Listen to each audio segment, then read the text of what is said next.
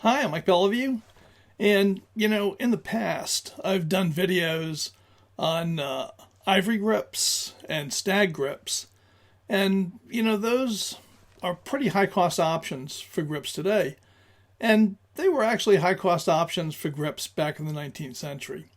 So, what I'd like to do in today's video is to discuss a more common grip material of the late 19th and early 20th century. This is one that appeared virtually on every manufacturer's handguns for that entire period.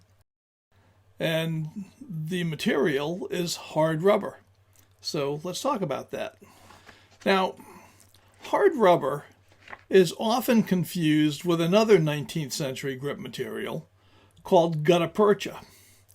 And believe me, if you thought they were the same thing, don't feel bad, because that is a very common mistake, and it was made by a lot of people in the 19th century as well, and even some 20th century gun collecting experts have made that mistake. So don't be troubled by it. I'm going to explain the differences. Even back in the 19th century, a gun aficionado and really an expert like Bat Masterson could get confused between hard rubber and gutta percha. In an 1885 letter to Colt where he was ordering a new gun, this is what he wrote. Please send me one of your nickel-plated, short 45 caliber revolvers. Put on a gutta percha handle and send it as soon as possible. So that was Bat. The only problem is Colt did not make gutta percha grips. And it's a common misconception that they did. In the 19th century, Colt's grips were all made from hard rubber, which is a related material, but actually quite different. Now, Bat should not feel bad, because even a contemporary expert in Colt single actions, in fact, the book that I rely on the most, when it comes to single action revolvers is this book, which is absolutely marvelous. It's a study of the single action Army revolver, and it's by a trio of authors, Ron Graham, John C. Kopek, and C. Kenneth Moore. This is a landmark book. And these guys are my go-to. But even they can be wrong about grip material, because they contend that early Colt single-action Army revolver black grips were made from gutta percha. And a lot of people believe that. However, in an article in the Rampant Colt, they cited a chemical test of original Colt Eagle grips, and all of them tested proved to be hard rubber, not gutta percha. And I think the reason that that Graham, Kopek, and Moore had a problem with this, like a lot of collectors do, is they weren't working from a chemical analysis; they were working from a visual analysis. And in fact, Colt used 3 different sources for their hard rubber grips, all of which had their own formulas, and therefore they aged a little bit differently and that sort of thing. So because of the differences in appearance, I think a lot of collectors have thought that some of the Colt grips are gutta percha. They are not. They are all hard rubber. Now, that's not to say that gutta percha itself was not a popular grip material during the 19th century. In fact, gutta percha grips preceded hard rubber grips as a grip material. Now, as far as I can determine, the Sharps Company was the first one to use molded gutta percha grips on handguns. And they used these on their Model 1859 4-barreled Derringers. And the reason Sharps used gutta percha grips, which is really the reason that everybody used them, is because they could be molded with detail that previously could only be achieved through hand carving and checkering. And it gave a very fine appearing grip that had some actual detail in it. at a fraction of the cost of having an artisan actually carve the details into the grip and hand checker it. So a number of manufacturers did use gutta-percha grips during the 19th century. Remington used them on their early model 1866 double derringers. You'll find them on a number of grips, but much more typically, you're going to find hard rubber grips from everybody. So what's the difference, right? Well, here's what it is. Gutta-percha, which is also called balata rubber, is a natural product, and it is obtained from the sap of some rubber trees. And the word some is actually crucial here.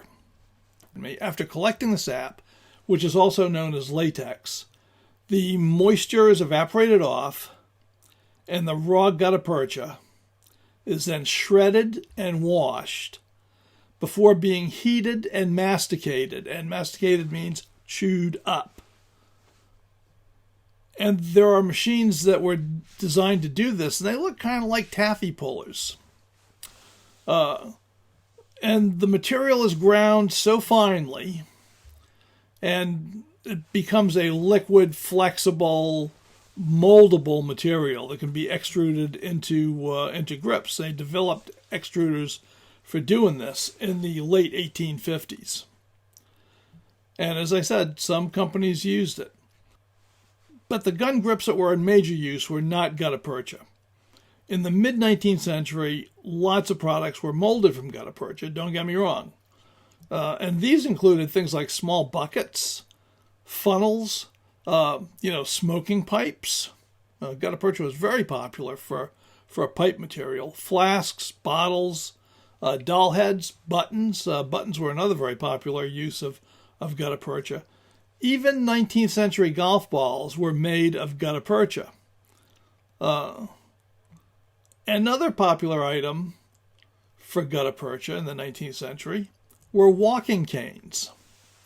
In fact, the cane that was used on May 22nd, 1856, by U.S. Representative Preston Brooks to brutally beat Senator Charles Sumter on the floor of the Senate, for which he was never, by the way, arrested or anything. He almost beat Sumter to death. Okay, that cane was made from gutta-percha, maybe one of its more infamous uses. Probably the most important use of gutta-percha during the 19th century was to insulate wires and cables, particularly the transatlantic telegraph cable. That was encased in a gutta-percha covering because gutta-percha is totally impervious to seawater and marine creatures will not eat it. And that's what those early cables were used to insulate and protect them from the seawater, to lay them from the east coast of the United States all the way to Great Britain. It's pretty amazing, really, when you think about it. By the 1860s, gutta-percha had lost its favor as a gun grip material. With use and wear, gutta-percha could lose its luster. It was not that durable to continuous use.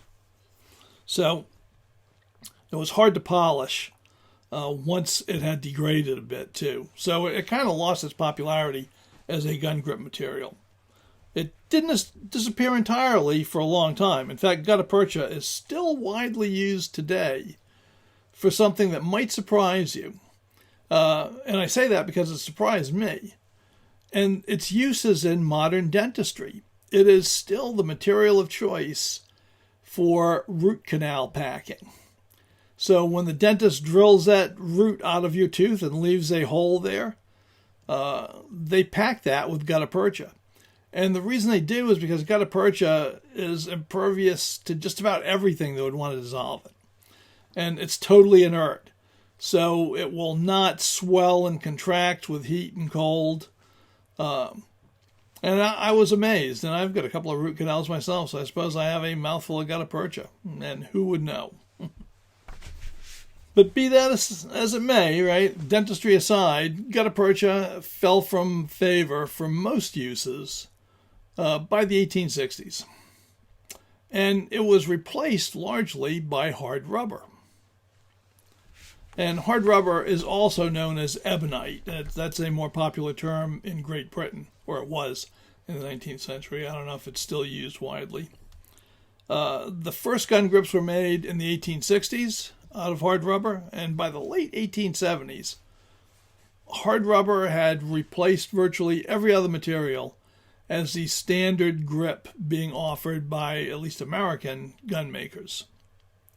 Now, hard rubber is derived from natural rubber, which, like gutta percha, comes from the sap of some rubber trees.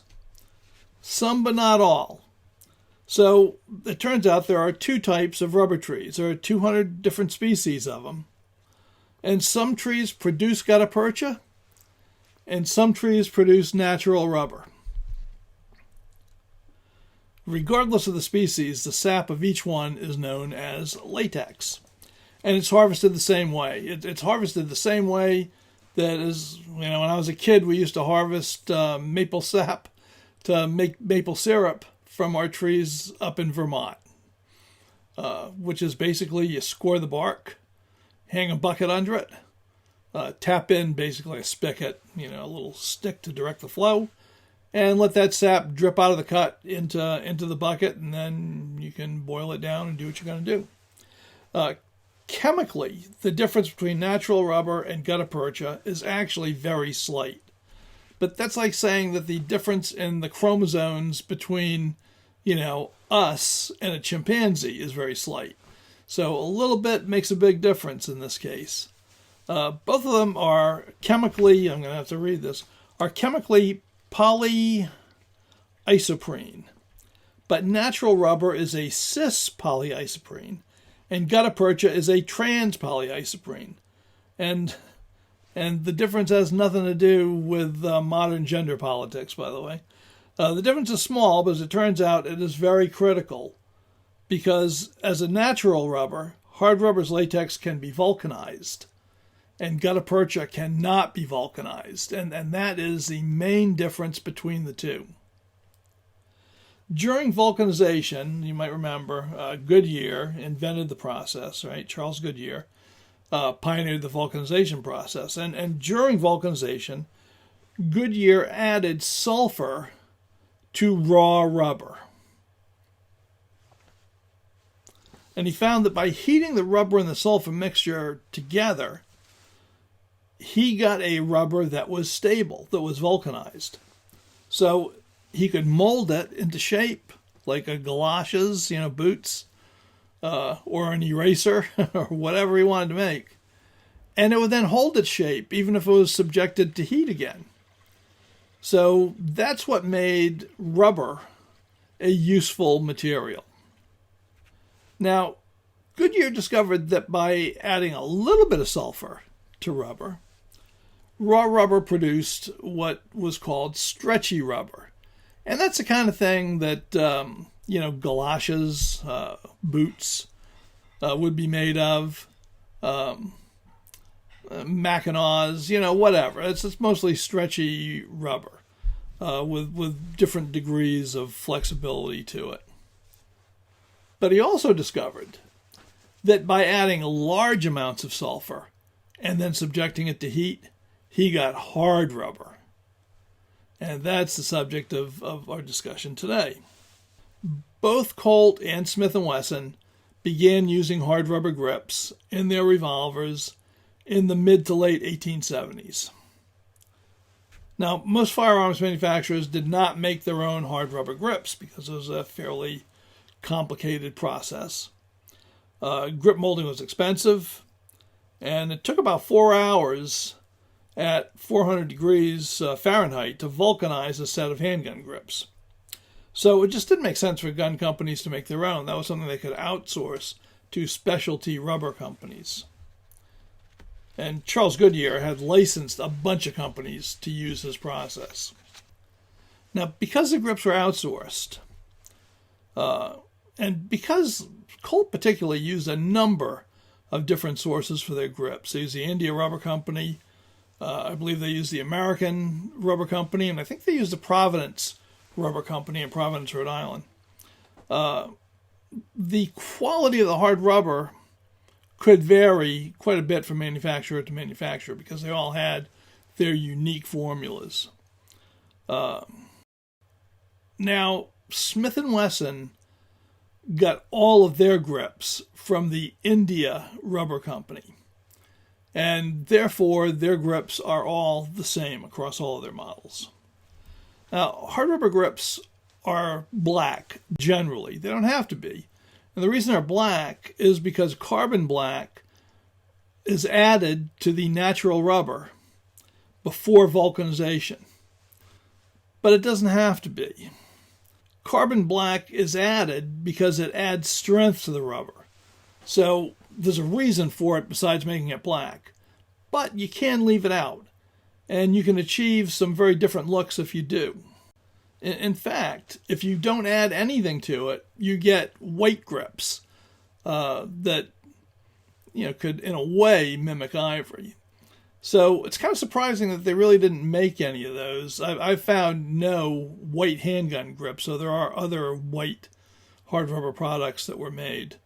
Now, what did become popular was a modeled red and black color for hard rubber grips, and that turns up on a number of manufacturers' guns as an increased cost option. And it can be quite attractive. Now, Colt started using hard rubber grips on their model 1877 double-action revolver. That had hard rubber grips right from the start, and so did the 1878 double-action revolver. But they didn't offer hard rubber grips on the single-action Army until 1882. Now, Colt had 3 different types of hard rubber grips that they used over time on the 1873 Colt single-action Army. The first one are the famous Eagle grips, and those have, of course, the rampant Colt in an oval logo at the top of the grip. At the bottom of the grip, they have a large American Eagle motif, and these really are very desirable. Those were used from 1882 until 1892. The second type of Colt single-action Army grips were very much the same, but the Eagle was removed, so it just had the rampant Colt in the oval at the top. And those were only used in 1892, 1 year only. The final type of the hard rubber grips for the single-action Army was similar to the Type 2 grips. It had no Eagle, it had the rampant Colt in the oval at the top of the grip, but the orientation of the pony inside the oval was slightly different.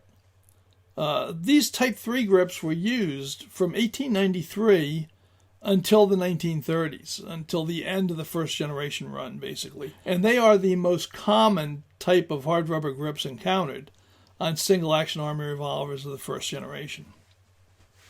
Now, with Smith & Wesson, by the late 1870s, all of their offerings were coming standard with hard rubber grips made by the India Rubber Company.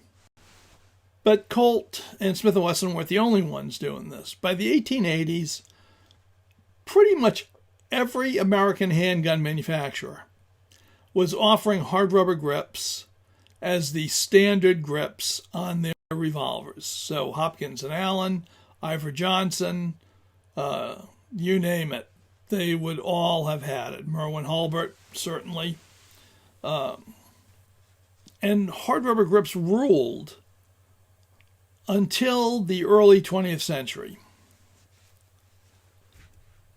And at that point, hard rubber was being replaced by other synthetic materials. And Bakelite was probably the first of those. These were thermosetting phenolic resins, a type of plastic. And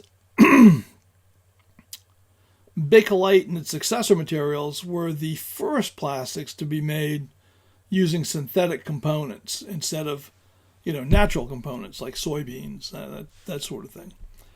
And they replaced hard rubber grips in many applications because they were cheaper to make than vulcanizing natural rubber.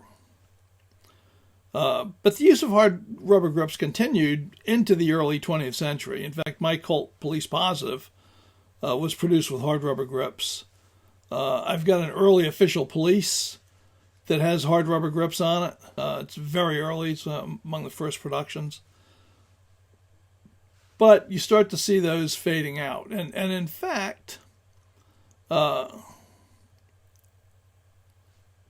start to see more wood grips coming back in the 1920s and onward. And that's mainly because hard rubber was getting harder to acquire, because as it lost its popularity to the synthetic plastic materials, companies switched over from making hard rubber to making plastic because the demand was disappearing for hard rubber. So, grip manufacture out of hard rubber was not the primary use of the material.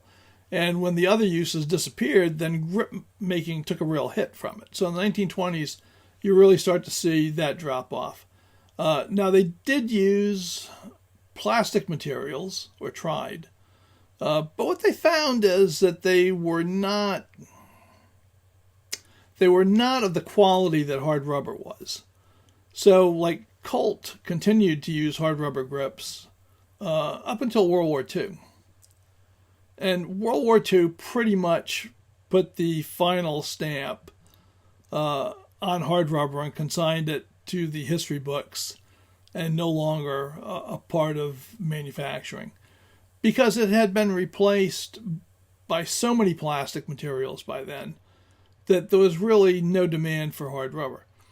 And, Colt ended up using plastic Colt wood, as they called it, on their official police as a less expensive grip material. This was widely disliked, and they went back to more expensive wood grips for their official police revolvers, PDQ. But, World War II pretty much was the end of hard rubber. And after that, modern, these days, like third generation grips that have hard rubber appearing grips are actually very high quality plastic materials. They're much better than they used to be, and they mimic hard rubber beautifully. So it's pretty hard to complain about it. Now, hard rubber is pretty much gone unless you buy a vintage revolver from the 19th or early 20th century. But if you do, you're getting a great grip material. A lot of people think, this is just the cheapo grip material. I want to get one of those ivory grips or wooden grips.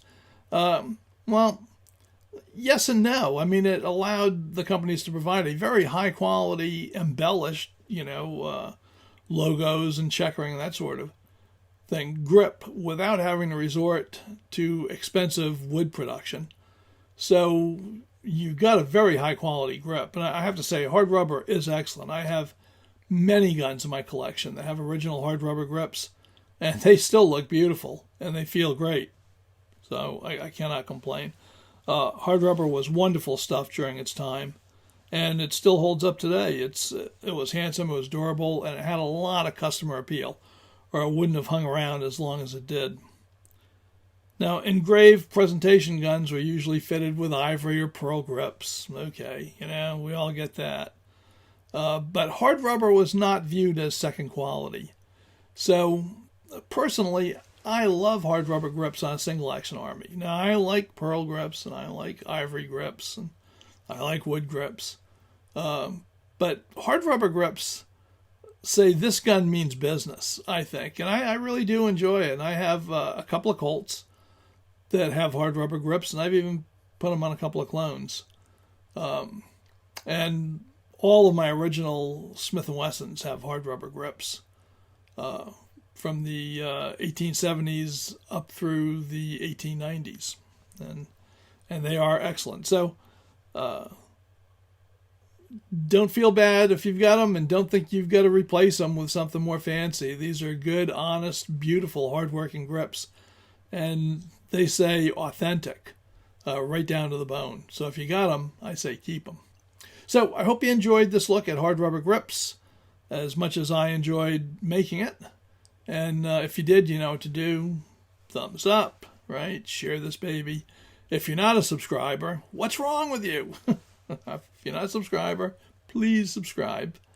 And, if you feel like supporting us on Patreon, it would be a help because YouTube's been a little inconsistent with me these days. In some ways, they've been treating me nice. And in other ways, they have been treating me like absolute garbage. And I've been trying to talk to them about that. And not too surprisingly, they have no interest in talking to me. So the Patreon stuff really does help me out because it allows me to acquire guns and parts and things like that to do the things that I do on this channel that I think a lot of you like. So if you're able to support me on Patreon, by all means, do so. And there'll be a link below in the description for my Patreon account.